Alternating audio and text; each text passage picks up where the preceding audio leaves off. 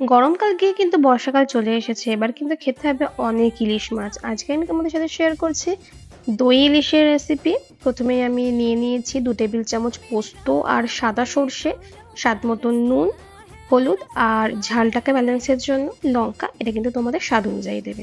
একটু জল দিয়ে ভালো করে এটাকে পেস্ট বানিয়ে নিয়েছি।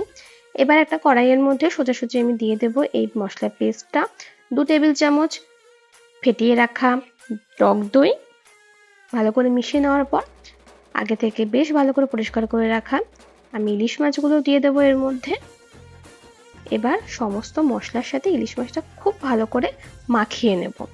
ওপর থেকে দিয়ে দেব কাঁচা সর্ষের তেল, এটাও কিন্তু আছে 2 টেবিল চামচের একটু বেশি। এবার ওপর থেকে কাঁচা লঙ্কা সাজিয়ে দিয়ে ঢেকে মোটামুটি লো ফ্লেমে 20 মিনিট রান্না করলেই কিন্তু আমাদের দই ইলিশ একদম রেডি হয়ে যাবে গরম ভাতের সাথে সার্ভ করার জন্য। সবাই খুব ভালো থেকো। Thanks for watching.